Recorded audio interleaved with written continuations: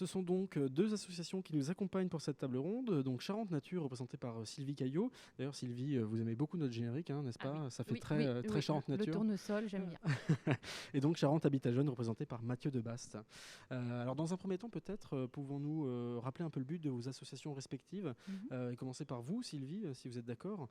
Vous êtes chargée de mission éducation à l'environnement et au développement durable. Finalement, votre intitulé de poste résume bien l'action de Charente Nature, hein, c'est-à-dire Oui, euh, on peut dire ça. éduquer à l'environnement, quoi, c'est Oui, ça? éduquer à l'environnement. On a cette partie éducation qui est très présente à Charente Nature, effectivement. Et le côté aussi protection et connaissance du patrimoine naturel. Ça fait partie de nos missions, tout à fait. Alors, depuis quand cette association existe Oula, d'ailleurs? c'est une vieille association. On va fêter nos 52 ans cette année. 52 ans. Ouais. Que Charente Nature existe, au départ avec quelques bénévoles, et puis maintenant, toujours parfois avec les mêmes bénévoles, donc voilà. Et puis beaucoup de salariés, puisque maintenant on arrive cette année à plus de 20 salariés. Alors justement, c'est une question que je me posais. Avec les années, donc l'écologie est devenue de plus en plus à la mode. Hein, voilà. Et c'est pas trop difficile d'avoir de nouveaux adhérents. Enfin, justement, il devrait y avoir des gens qui ont envie de s'investir pour la Oui, cause. envie de s'investir, ça c'est sûr que c'est quelque chose qui questionne beaucoup en tous les cas. Qu'est-ce que je peux faire? Comment je peux contribuer à changer les choses? Comment je peux apporter ma pierre à l'édifice? On a moins besoin de proclamer qu'il faut faire quelque chose que c'est urgent pour protéger la planète et chez soi aussi. Ça, c'est sûr, mais à côté de ça, voilà, on a beaucoup de demandes, il faut y répondre aussi. Il faut toujours convaincre de toute façon de l'utilité de cette chose-là. L'économie, c'est bien, mais le long terme, protéger la nature et qu'est-ce qu'on a à faire, nous, là-dedans, et pourquoi on a intérêt à protéger la nature, parce que c'est notre mère nourricière, on en vient. Ça, il faut toujours l'expliquer. Et nous-mêmes, on est aussi sur un chemin pour essayer de faire comprendre ce genre de choses à nous et après aux autres. Et parmi ces bénévoles d'ailleurs, quelle est la tranche d'âge, j'ai envie de dire, parce Ah, que vous parliez de bénévoles vieillissants, oui, entre guillemets, oui. mais voilà, la nouvelle génération est plus sensible à la cause Alors les écologique. bénévoles, on a à peu près 450 adhérents sur toute la Charente, hein, essentiellement des individuels. Dans les bénévoles actifs, on a à peu près 70 adhérents bénévoles actifs dans les différentes commissions de l'association, hein, que ce soit sur l'éducation, la protection, le centre de sauvegarde de la faune sauvage. Voilà, on a des commissions thématiques hein, assez différentes. Après, on a vraiment 70 bénévoles très investis vraiment dans l'association. Et c'est vrai que c'est plutôt une majorité de personnes à la retraite. C'est sûr. Alors justement, vous venez de nous citer plusieurs comités voilà, qui s'occupent Oui, donc de chacun, j'imagine, de points oui, principaux. oui. Quelles sont les actions concrètes justement de Charente Nature? Alors vous-même, vous êtes régulièrement sur le terrain. Hein, Alors moi, je suis là sur la euh, partie éducation. voilà, Voilà. afin de proposer notamment alors, des alternatives. Je dis ça parce que Ouais, vous faites aussi une émission sur RCF Charente, oui. où justement on essaye d'expliquer un peu comment fabriquer ses produits soi-même plutôt que d'acheter des trucs tout faits, quoi. Oui. L'idée, c'est que donc vous êtes beaucoup sur le terrain. Comment ça se passe actuellement? Que fait Charente Nature Que fait Charente Nature? globalement? Alors la partie éducation est très, très importante parce qu'effectivement, au-delà du fait qu'il faut protéger l'environnement, comment on fait justement? Donc moi, je m'occupe avec des bénévoles de toute la partie sensibilisation des adultes. Donc tout ce qu'on peut faire en matière de consommation au jour le jour pour faire moins de déchets, consommer mieux, parfois faire soi-même, mais pas toujours. Déjà, mieux choisir ses produits ménagers, mieux choisir ses produits cosmétiques, comment on composte, comment s'habiller en sachant qu'en dépensant moins et que ce soit mieux pour sa santé aussi. Voilà, toutes ces questions qu'on peut se poser au quotidien, on essaye d'y répondre par des actions très pratico-pratiques. Ça, c'est la partie adulte, jeune, on va dire. Mais on a aussi beaucoup d'actions éducatives auprès des jeunes, auprès des très jeunes, dès la maternelle, sachant que le gros contingent, c'est les écoles primaires. Oui, Voilà. vous allez directement dans les écoles, c'est Oui, ça directement dans les écoles, sous forme de ce qu'on appelle le programme pédagogique, c'est-à-dire qu'on n'y va pas juste une fois, on essaye d'y aller sur toute l'année scolaire, par exemple, pour développer un projet avec l'enseignant autour de la protection de l'eau, des milieux naturels, sur l'environnement au sens large, ou la consommation, les déchets, le gaspillage alimentaire, plein de choses comme ça. Et comment ça se passe d'ailleurs? C'est vous qui allez, entre guillemets, démarcher ces écoles pour aller prêcher la bonne parole ou est-ce que finalement c'est les écoles qui font appel à vous pour... Alors, ça c'est justement comme Charente Nature est connue depuis longtemps et on a des habitudes de travail en partenariat. C'est vrai qu'on ne travaille pas tout seul dans notre coin, depuis toujours on fait ça. Et notamment avec les collectivités, donc on a une espèce de reconnaissance qui fait aussi que nous, on a pris, enfin, on a des subventions nous sur des projets, donc il faut prendre le bâton de pèlerin tous les ans pour aller chercher. Spirituelle arrive juste après la nôtre. Voilà, pour aller chercher les sous, ça c'est moins spirituel, mais on en a besoin. Pour financer nos projets. Mais oui, donc effectivement, et ces partenariats avec les collectivités, voilà, on les a développés justement au maximum pour permettre à tout un chacun d'avoir droit à tout un tas d'actions éducatives, notamment pour les écoles. Elles n'ont rien à débourser. Voilà, c'est la collectivité qui prend en charge nos animations. Donc ça, c'est quelque chose, on se bat toujours aussi pour ça. Moi, les adultes, c'est pareil. Je vais dans des structures, il n'y a pas forcément des moyens financiers pour nous faire intervenir. Donc le but, c'est justement de pouvoir y intervenir parce qu'on soutient aussi des politiques publiques avec ce qui fait notre ADN, nous, Charente Nature. Et d'ailleurs, concernant ces structures, pareil, c'est eux qui viennent vers vous finalement pour vous Alors là, ça dépend. Oui, très souvent maintenant, c'est plutôt eux qui viennent vers nous, que ce soit sur l'aspect éducatif ou sur l'aspect naturaliste, parce qu'il y a tout un pan de l'activité Charente Nature où c'est vraiment connaissance du patrimoine naturel et protection du patrimoine naturel. Donc là, s'il y a une route, un projet éolien ou des choses comme ça, les collectivités ou le porteur de projet peut faire appel à Charente Nature pour donner son avis ou faire une étude faune-flore. Donc ça suppose des compétences professionnelles aussi importantes. Mais là, c'est vrai que c'est plutôt, on n'a plus besoin de démarcher. On est même un peu dépassé par les demandes. Alors justement, vous êtes plutôt actif, Charente Nature, sur les réseaux sociaux. On voit que vous cherchez à sensibiliser un petit peu les lecteurs à la faune et à la flore sauvage, c'est ce que vous disiez, en donnant par exemple des conseils pour nourrir les oiseaux, les hérissons, tout ça. C'est en fait ça aussi, ça fait partie de l'ADN de Charente Nature finalement. Alors, les réseaux sociaux, je dirais pas que ça fait partie de l'ADN, mais sensibiliser à la faune et à la flore. Parce que je trouve qu'on a du mal avec ça. C'est vrai, mais ça, c'est parce que vos bénévoles sont trop âgés. Ah, voilà. Mais oui, ça fait partie, parce que y a des choses qui se prêtent à ça, enfin des informations qui se prêtent justement aux réseaux sociaux. Donc moi, d'un point de vue éducatif, ça appuie nos actions éducatives, ça permet de garder le lien aussi avec le public, de faire parler de nous. Donc c'est important, tout à fait. Parce que c'est vrai que vu de l'extérieur, c'est des vidéos qui sont beaucoup vues, beaucoup partagées même sur les réseaux sociaux. Mine de rien, Charente Nature, c'est quand même très suivi. Ça dépend lesquels. Notamment la protection des oiseaux, par exemple. Tout ce qui a trait à l'animal est très relayé, plus que ce qui a trait à l'éducatif. Je comprends. Alors, je reviens juste sur les ateliers que vous animez. Est-ce que vous remarquez qu'il y a un engouement justement à ces ateliers? Oui, il y a beaucoup plus de participants que par exemple il y a quelques années. Ah oui, c'est clair, parce que il y a une dizaine d'années, quand on a commencé à animer ces ateliers, c'est vrai qu'il fallait chercher le public, il fallait aller devant. Et vers le public, alors on y va toujours vers le public, c'est important, mais donc on travaille avec des partenaires, peut-être bientôt le foyer, voilà. Mais c'est aussi ça, Télé 16 est aussi là pour qu'on se rencontre tous. J'ai déjà utilisé. C'est bien Sylvie. Et donc on va vers les partenaires, mais c'est vrai qu'on est extrêmement demandé maintenant et on a du mal à faire face parce que il y a un engouement et on a envie de savoir comment on peut participer à cette protection de l'environnement chez soi, dans son quotidien, quoi. Vous recherchez des bénévoles alors, encore ?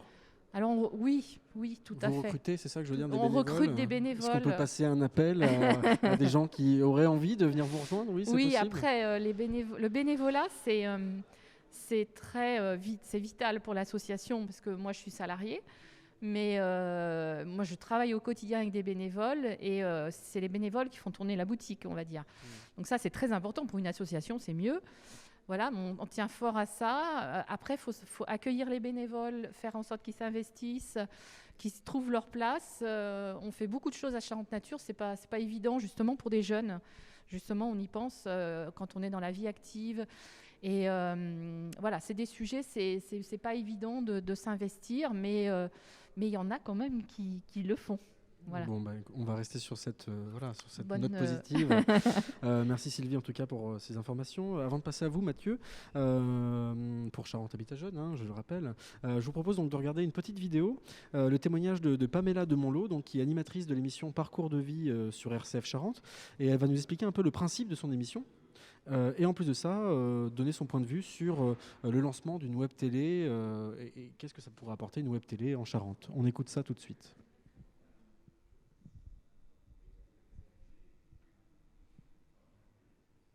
RCF Charente, une émission de rencontre, parcours de vie. Nous pourrons bientôt retrouver cette émission également en vidéo sur la web télé. Est-ce que vous pouvez nous en dire un mot ?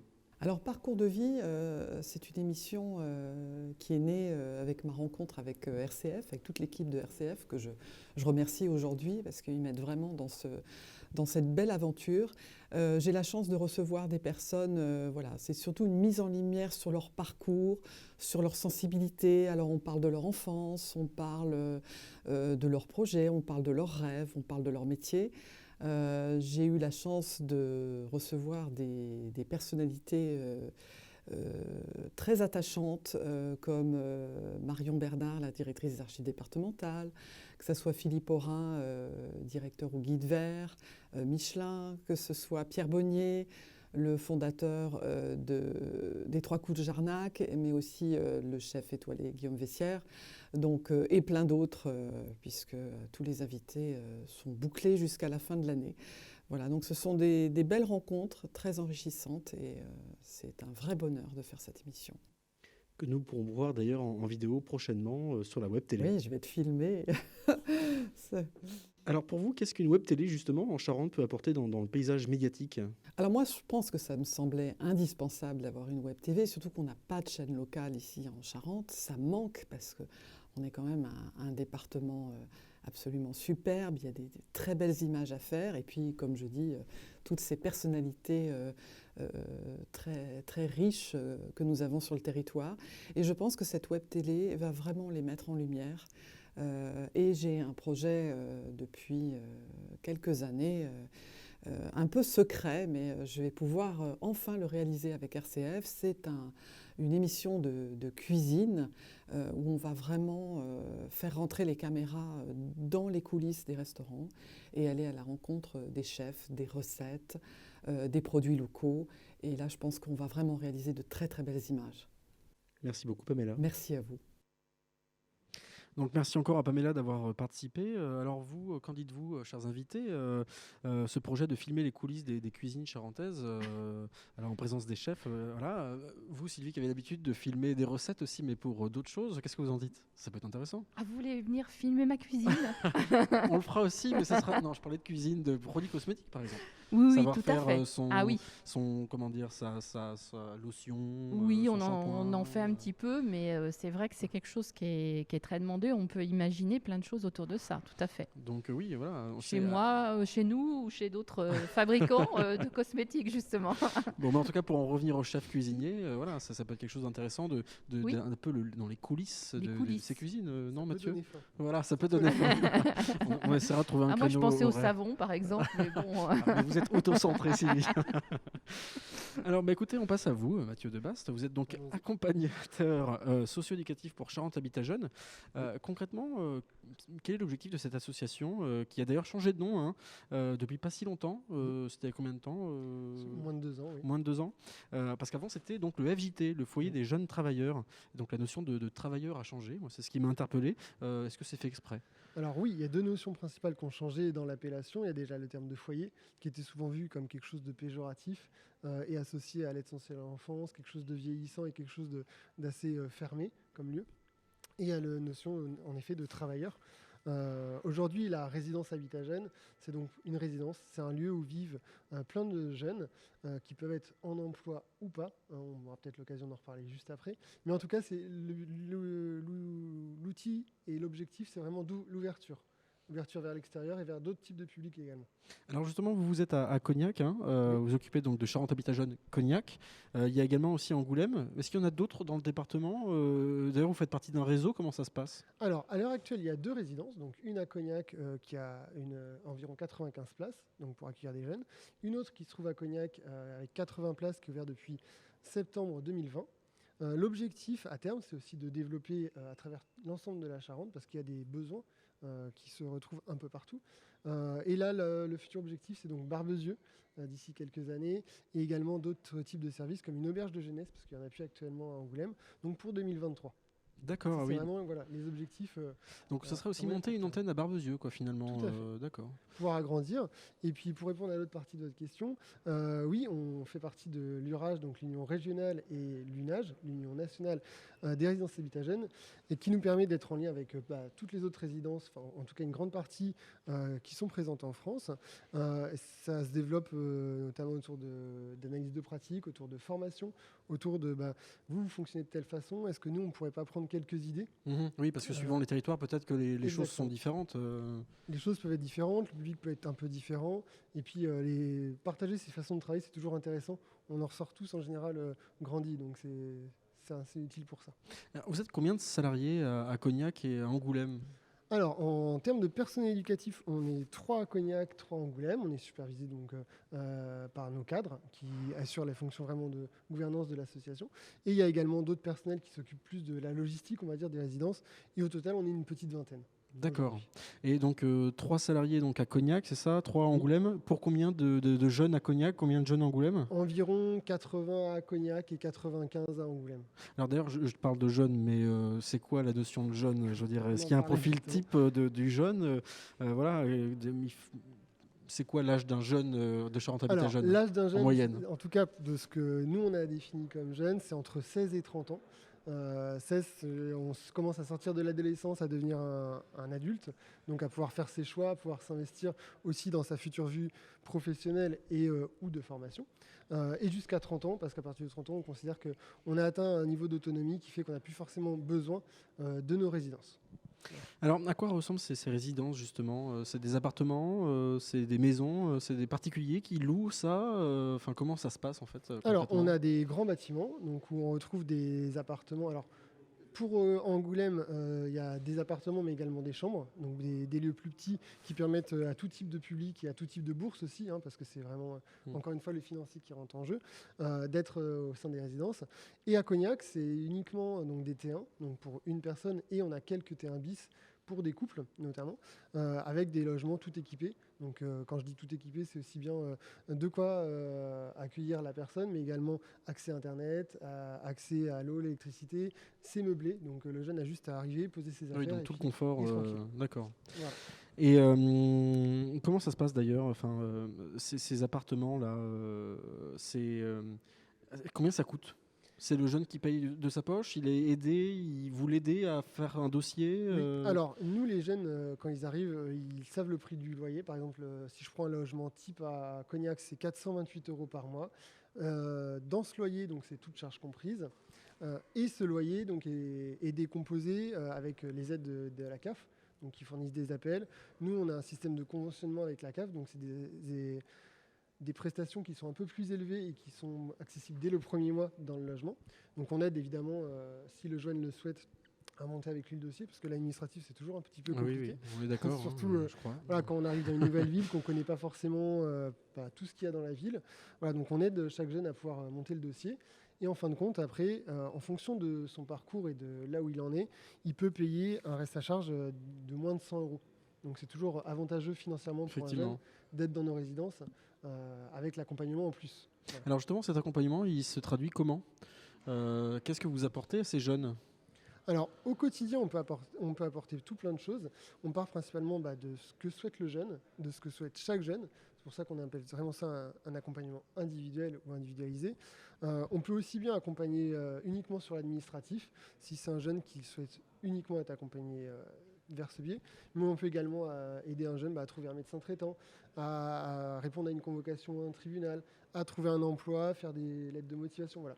C'est vraiment très très large, c'est en fonction de ce que veut le jeune et là où il sent qu'il a besoin d'être aidé. L'objectif de l'association, c'est vraiment d'aider à aller à l'autonomie le plus possible pour ensuite pouvoir accéder à son propre logement. Donc sans être intrusif forcément. Enfin, par exemple, quelqu'un qui souhaiterait juste bénéficier d'un endroit pour vivre et pas forcément de l'accompagnement, il peut aussi, enfin, s'il veut être un peu dans son coin tranquille, c'est possible Il y a aussi. un minimum, mais une fois que le minimum, c'est-à-dire un rendez-vous par mois où on parle de comment tu vas, qu'as-tu fait de ton mois, est-ce que il y a tu quand même un suivi toujours malgré tout. Voilà, ça c'est le minimum, mais après si un jeune n'a pas envie de nous expliquer son histoire, sa vie et ses projets, voilà, on ne va pas creuser, on n'est pas là pour ça. Alors tout à l'heure vous parliez donc des projets pour 2023 et tout ça. Justement, il me semble que vous aviez commencé à créer quelque chose de nouveau avec les tiny house. Oui. Donc en fait c'est des mini maisons avec tout le confort qu'il faut.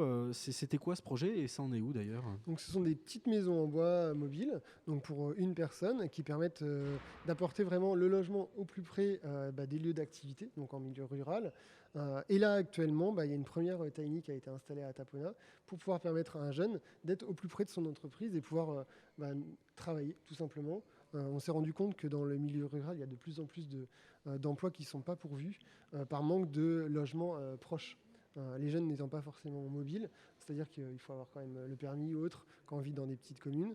Là, on arrive à avoir un logement accessible et proche de son lieu d'exercice. Et ces tiny house, elles sont installées où? Enfin, c'est sur des terrains prêtés, vendus? C'est des terrains souvent prêtés et vus avec les collectivités locales. C'est un système de partenariat, c'est-à-dire que souvent les collectivités sont d'accord de prêter un terrain, d'installer l'accès à l'eau et l'électricité pour que le jeune puisse vivre en confort. Et en échange, l'association elle fournit donc ce logement et l'accompagnement, comme on vous a expliqué précédemment, ce qui permet aux jeunes de pouvoir travailler dans les petites communes notamment. Alors là, celle-ci, donc, elle est dans le nord de la Charente. Oui, Tapona, d'ailleurs, on fait un coucou à Jean-Michel Lamasserole qui nous écoute ou qui nous regarde surtout, parce que Tapona, du coup, voilà. Mais Donc à terme, il y en aura partout dans la Charente où il y en aura besoin en milieu rural. L'objectif, c'est vraiment 3-4 nouvelles tiny tous les ans, pendant plusieurs années, pour pouvoir se développer et répondre présent quand il y a besoin. Bien, merci beaucoup Mathieu. Alors, dernier témoignage vidéo avant de se quitter et puis de vous donner la parole pour votre avis sur une web télé. Témoignage vidéo de Jean Siffer Osterman, qui est donc le directeur de l'Office de tourisme du Pays d'Angoulême, qui va nous parler de l'intérêt selon lui d'une web télé charentaise. Bonjour Jean, alors vous êtes directeur de l'Office de tourisme du Pays d'Angoulême.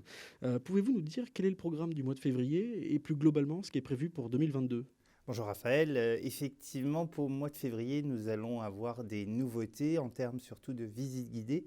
Dans les prochains jours, les 12 et 13 février, nous aurons une visite de la Saint-Valentin qui vous amènera dans les petites ruelles pour découvrir tous les personnages amoureux que l'on retrouve dans la ville d'Angoulême. Et voilà, alors ça fait partie des quelques nouveautés que nous avons en février, mais à partir du mois de mars, le programme complet sera dévoilé, à la fois des visites guidées et des actions pour l'Office de tourisme. Bien évidemment, il y aura un nouveau site internet d'ici quelques jours, à partir du 15 février, où on commencera déjà à dévoiler quelques-unes des actions à venir. Donc le programme, c'est une surprise pour le mois de mars, c'est ça? Tout à fait, ce sera une surprise pour début mars. Alors pour vous, qu'est-ce qu'une web télé en Charente peut apporter dans le paysage médiatique et notamment apporter à l'Office de tourisme du Pays d'Angoulême ? Alors, la Web TV, on le voit bien, ce sont des supports vidéo qui aujourd'hui sont de plus en plus importants dans la façon aussi de préparer ces voyages. C'est-à-dire qu'on a tendance à vouloir regarder des petites interviews, des reportages de personnes qui vivent dans la destination où l'on souhaite aller. Et là, pour le coup, c'est un véritable plus pour nous pour présenter la destination. Il y a de meilleurs ambassadeurs du Pays d'Angoulême que les Angoumoisins eux-mêmes. Donc, c'est vrai qu'à ce niveau-là, on est très preneur de ce type de vidéo où nous avons des locaux qui parlent de leur terroir et de leur territoire parce que c'est ce qui attire le plus à l'heure actuelle aussi les touristes. Alors donc vous pensez vous servir de cette web télé locale ? On espère bien partager sur nos réseaux sociaux les différents reportages que vous pourrez faire. Et puis si nous-mêmes on peut amener du contenu, on le fera avec plaisir puisque c'est vraiment le principe du partage, de l'échange sur les réseaux sociaux. Donc on jouera le jeu et c'est quelque chose qui nous intéresse bien évidemment. Merci beaucoup Jean. Mais je vous en prie, bonne journée. Encore un grand merci à Jean d'avoir participé donc à cette vidéo. Alors il nous reste plus beaucoup de temps, hein, puisque donc après nous il y aura la thématique spiritualité. Alors je vais vous poser la question de la fin en lien avec cet après-midi, hein, un peu spécial, qui est l'inauguration de la web télé Télé 16. Mathieu Debaste, qu'est-ce que selon vous peut apporter une web télé locale sur le territoire charentais et comment pourriez-vous vous l'approprier, notamment pour Charente Habitat Jeune ? Alors, je pense que ça peut déjà permettre de montrer des initiatives de jeunes vraiment dans le local et pouvoir accéder à une certaine lisibilité et une visibilité pour pouvoir développer des idées. On a eu déjà des réflexions avec des groupes de jeunes sur ce qu'ils pourraient mettre en place, par exemple des portraits ou des petites vidéos comiques ou voilà, plein de contenus qu'ils aimeraient développer. Ils n'ont pas forcément les connaissances, pas forcément le temps et l'envie de faire ça tout seul. Je pense que voilà, ça peut être un vrai support et un vrai plus pour la Charente et pour vraiment des actions locales. Merci Mathieu. Sylvie, à vous, qu'est-ce que peut apporter une web télé locale comme Télé 16 à Charente Nature ? De façon globale, moi je dis ça peut tout à fait apporter à faire connaître le patrimoine naturel charentais déjà, hein, parce que voilà, on n'a pas de montagne, on n'a pas de mer, mais on a plein de choses très intéressantes et je me dis que des petits reportages sur des lieux où on peut découvrir, aller se promener, voilà, ça peut être très important. En plus, les gens demandent beaucoup ce genre de choses. Et après, pour nous, en tant qu'association, relayer nos actions et faire connaître aussi nos partenaires, je pense que ça peut être très, très intéressant. Eh bien, un grand merci à tous les deux, en tout cas, de vous être rendus disponibles malgré la crise sanitaire que nous subissons actuellement.